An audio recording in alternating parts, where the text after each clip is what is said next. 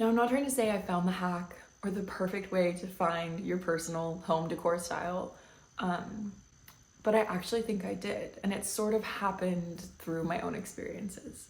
My name is Jess, and this just might be the way to finding your personal home style. It is so hard, if not impossible, to figure out what your personal home design style is when you're constantly being fed an algorithm that thinks it knows you so well. But really, it's making it so that you're only seeing the same stuff over and over again. It's hard to discover your own personal home style when all you do is go shop at big box stores that show you a perfectly curated edit of things it wants you to buy. Or in a world of influencers where everything is being linked and it feels like everyone has the same thing. I feel like we're constantly asking ourselves, do we really like this? Do I only like this because so-and-so said I should like this? Do I like this because that's what's trending right now? It's honestly so frustrating to be a consumer right now. Like, it's a wild world out there. It all begins with a very young Jess who was married, still in college, pretty broke, and trying to furnish my first own space. And like most broke people do, I shopped secondhand. I was going to thrift stores. I was on Facebook Marketplace. And now, 8+ years later, I would say I know pretty confidently what I like, what I'm into, things I'm drawn to, and stuff that I don't like. And this all started from shopping secondhand. When you're thrifting or shopping secondhand, you're not being fed pieces that are currently trending or what's in style. You're seeing pieces from different decades, different eras, all things, okay? If you've ever thrifted before, you are aware of the crazy things you can find, the amazing things you can find. Nothing is off the table when it comes to buying things at the thrift store or on Facebook Marketplace. For example, you might walk down an aisle and see this beautiful glass bowl amidst a sea of hideous junk. You had to use your own personal sense of style to see that bowl and know that that was a good bowl. You had to see it and be like, that's really pretty. Even though it's not styled in a way that looks pretty or styled in a way that says, buy me, I'm perfectly displayed on this beautiful bookshelf with gorgeous books and this amazing glass bowl. No. That's not how it works when you're thrifting. Basically, it took thought and work to come to your own conclusion that that was a good purchase. Thrifting is also a really low risk way of trying out new things in your home. Let's say you buy a chair for $10. Maybe it's something that's a little bit more antique cottagecore and you're just like, I want to test this style out. I might like it. I'm not totally sure. So I'm going to thrift something that's very affordable that allows me to sort of test this certain trend in my own home. You like it, but then months later, you realize you actually prefer things with cleaner lines. You don't really love the super ornate traditional elements of the chair and you want something a little bit more modern. Enter Facebook Marketplace. You're able to resell the chair for even $20, which is still so affordable, but you've made double what you paid for.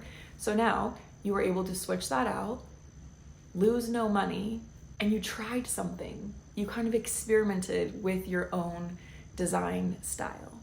Now imagine you see cottagecore is trending, Nancy Meyer's aesthetic is trending, and you spend $100 on a new chair.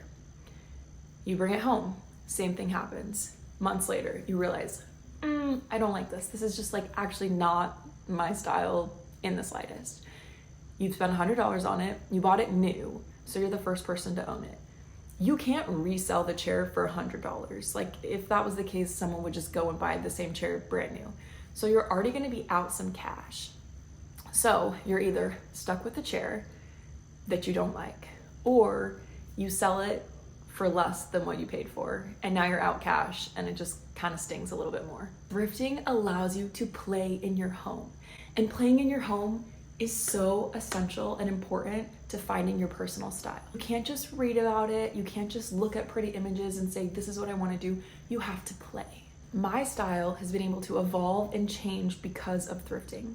And while I'm still working on honing in my style, and I feel like style is fluid, and so it can be moving with, how you change and evolve as a person, I feel like I'm pretty aware of what I'm drawn to.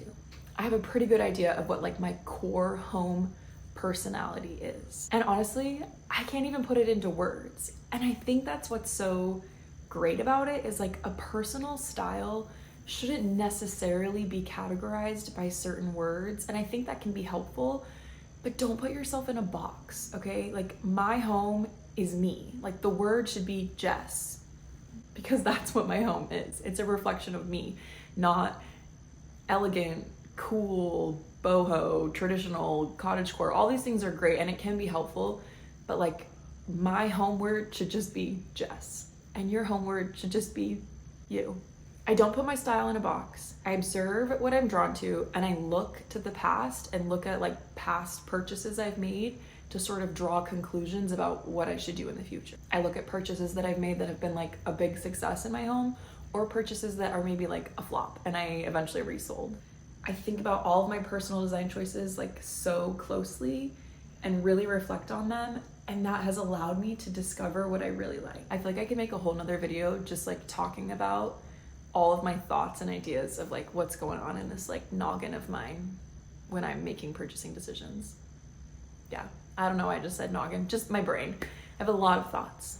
Okay, anyways, thrifting might be the key to finding your personal style. Maybe it's just the next step. You're supposed to have fun with it. Don't take yourself too seriously. Try new things and don't be afraid to mess up, okay? This takes years of practice. It's supposed to be a good time.